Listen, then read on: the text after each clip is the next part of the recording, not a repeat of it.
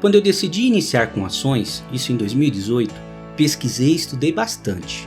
Peguei muitas dicas com alguns conteúdos no YouTube, mas confesso a você que foi bastante trabalhoso e acabei ficando sem algumas respostas que eu julgava importante.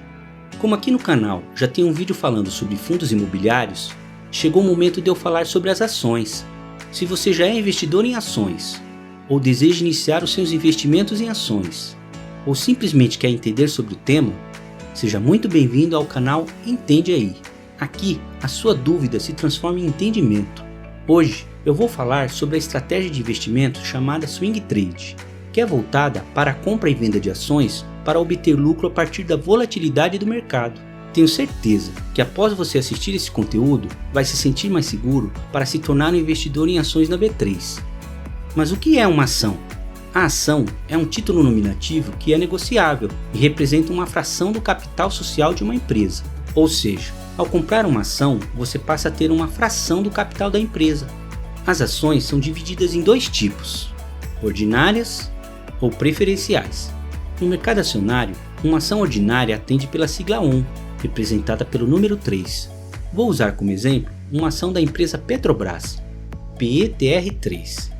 Se você comprar uma ação ordinária, se torna um sócio comum e passa a ter direito a voto nas assembleias. Você pode decidir sobre os rumos da empresa. As ações ordinárias compõem 1/3 das ações de uma empresa. Já as ações preferenciais, no mercado acionário, atende pela sigla PN, representada pelo número 4. Uma ação da Petrobras, o ticket seria PETR4.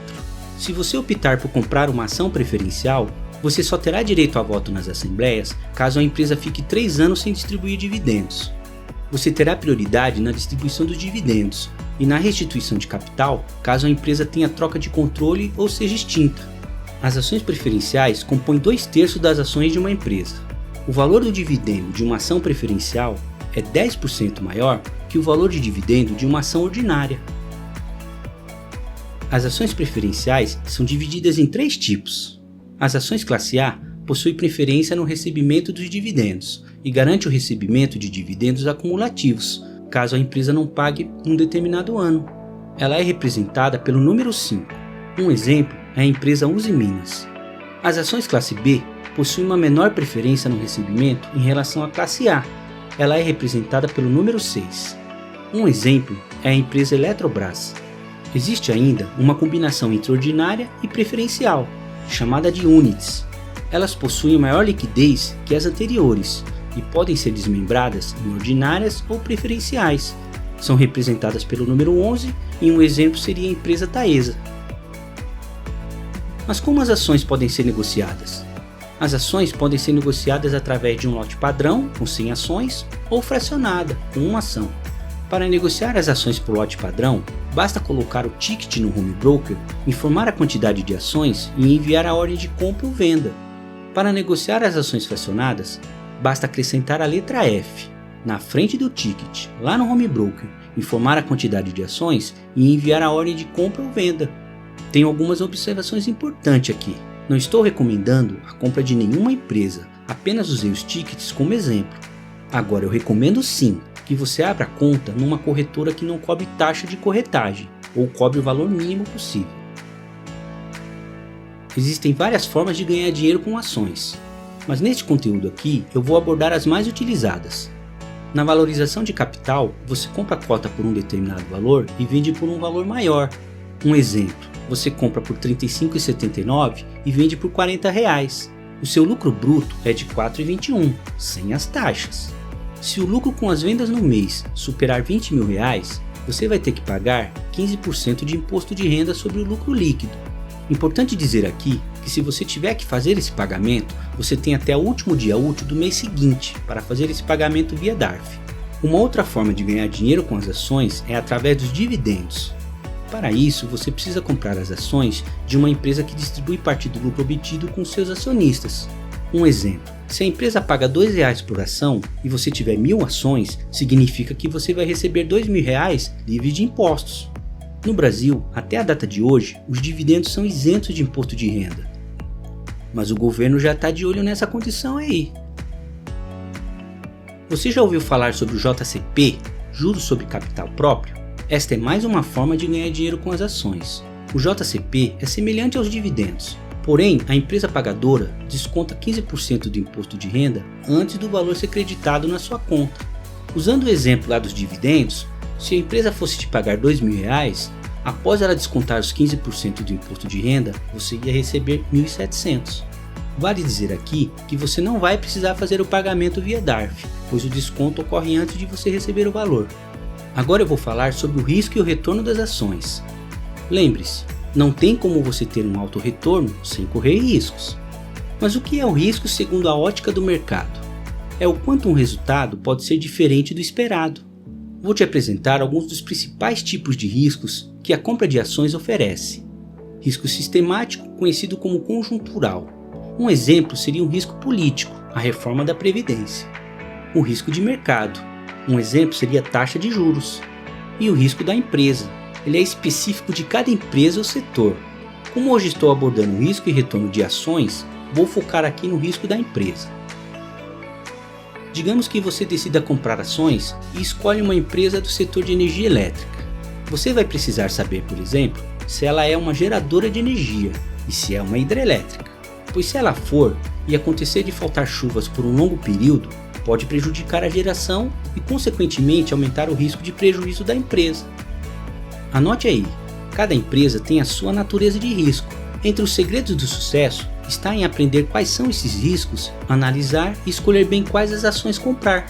Para diminuir esses riscos, especialistas recomendam que haja uma diversificação na carteira de investimentos, ou seja, jamais monte uma carteira de ações apenas com uma ação, ou melhor ainda, monte uma carteira de investimentos com ações, renda fixa e fundos imobiliários, por exemplo.